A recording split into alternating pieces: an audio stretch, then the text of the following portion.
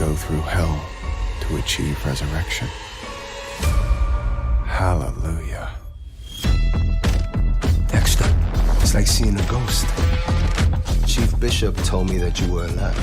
She said that you were the Bay Harbor butcher. Hi, Howard. How are you?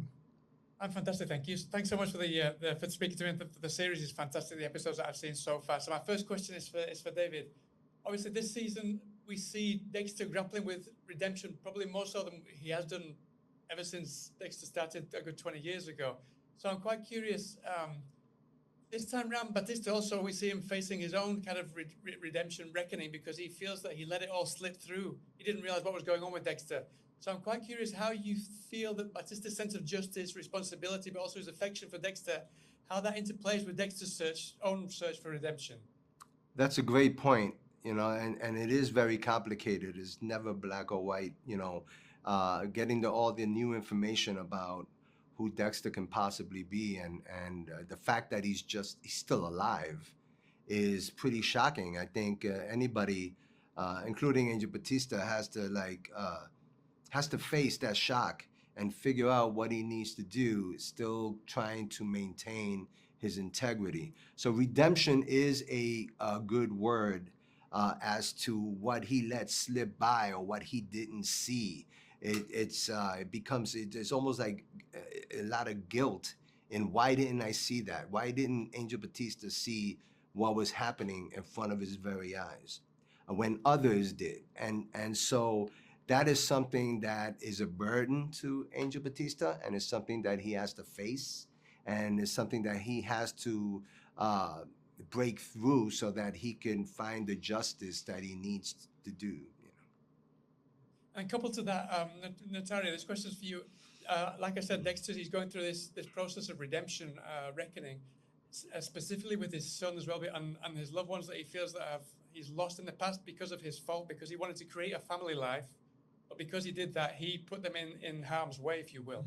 So I'm quite curious, your character, Blessing, he's very kind of family and community focused. So I'm quite curious how your character has kind of an influence or maybe even poses a challenge for Dexter's path towards this kind of accountability that he feels in the series.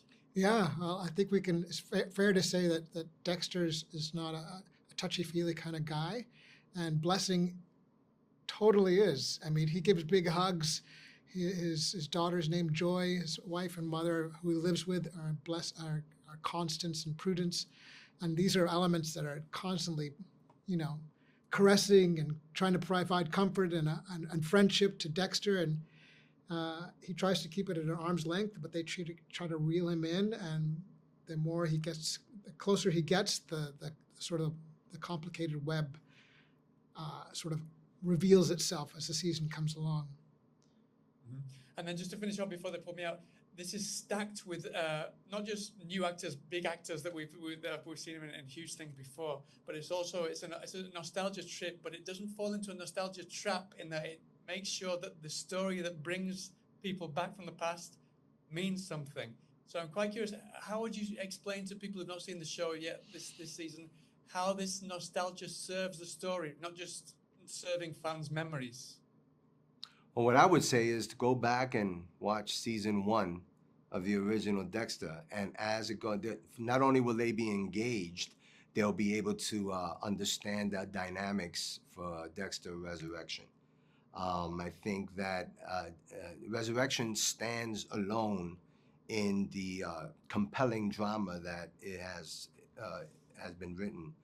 But to go back and see the characters and see specific events that happen is very beneficial and helpful to watching the series this year. Really want to pull me out. Thank you so much for your time. It's also good to still get to watch Dexter 20 years on, and I hope to speak to you again sometime soon. Thank you. This is the dark path you're going down. I heard you to be careful, son. I'm tired of being careful.